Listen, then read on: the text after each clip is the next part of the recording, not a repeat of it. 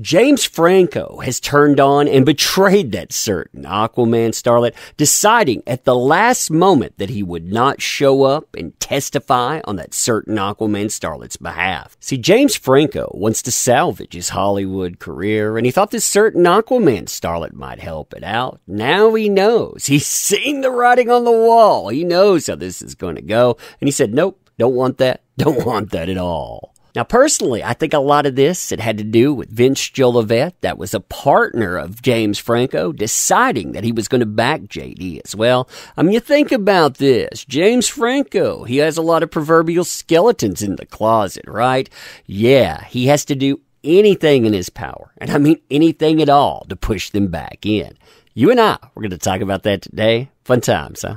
Fun times indeed. So, hey there to all you fine folks on this fine day, by the way. I hope you are doing excellently. And you know, it comes as quite the surprise to find out that James Franco, he's decided that he's not going to back that certain Aquaman starlet. He will not testify on their behalf. I mean, it was just a few weeks ago that we had witness lists. They were produced. That certain Aquaman starlet, they named all of their people. And lo and behold, right in the middle there, one James Franco. See, from what I understand, at first James Franco thought that it might actually help out his career. I mean, after all, he did an interview December 22nd, 2021, talking about how he had been away for years now, all of the problems that he had, and he thought that it was his ticket back in. I mean, listen to this. Well, in 2018, there were some complaints about me and an article about me.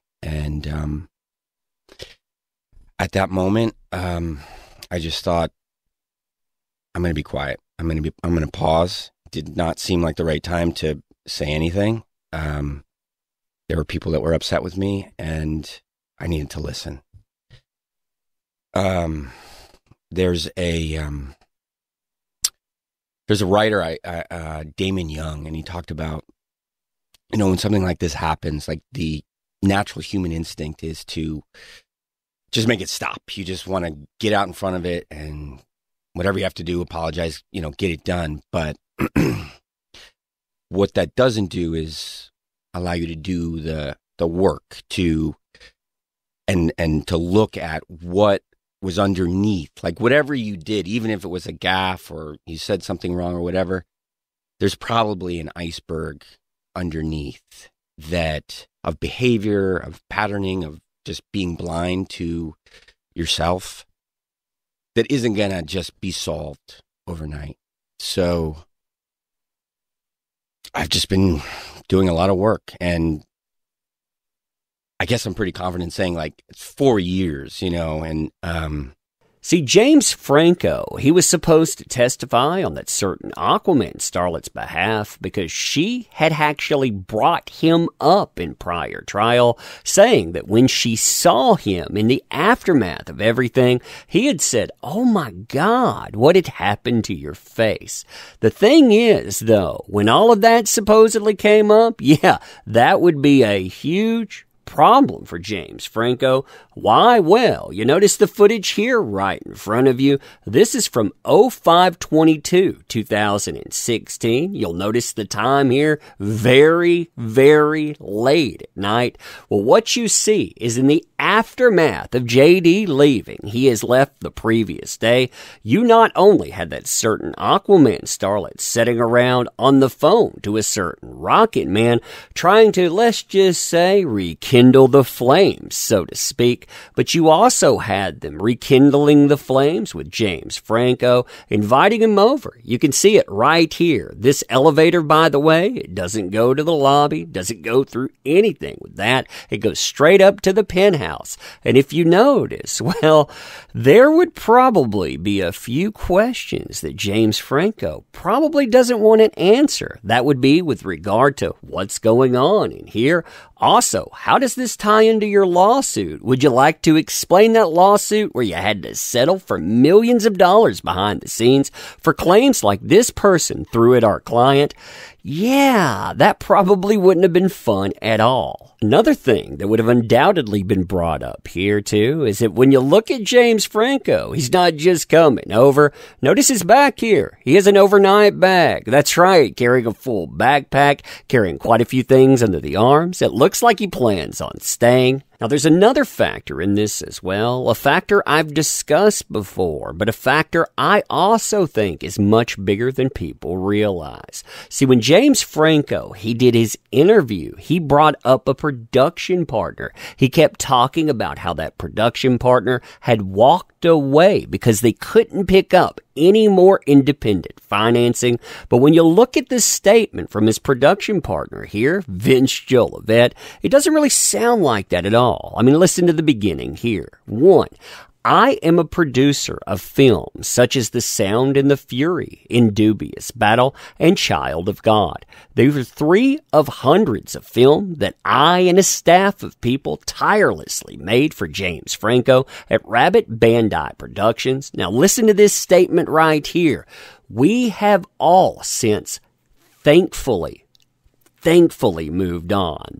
It doesn't sound like that's because of financing, does it? It sounds like it's because of something else. Now, the other thing that I'm sure terrified James Franco is the access that Vince Jolivet has had over the years, especially when it comes to 2016 and what happened with James Franco, that certain Aquaman starlet, and that certain Aquaman starlet's sister. See, if you look here, in 2016, we shared offices with the charity, The Art of Elysium. Now, the Art of Elysium, that's owned by one Jennifer Howell. Jennifer Howell has come out, talked about a lot of things that certain Aquaman starlet tried to shut down. Well, Vince Jolivet was there, and at the time, you know who was working there as well? The sister of that certain Aquaman starlet. Not only were they working there, in fact, but Whitney, that's the sister, and Vince Jolivet, they became friends and then dated in the summer of 2017.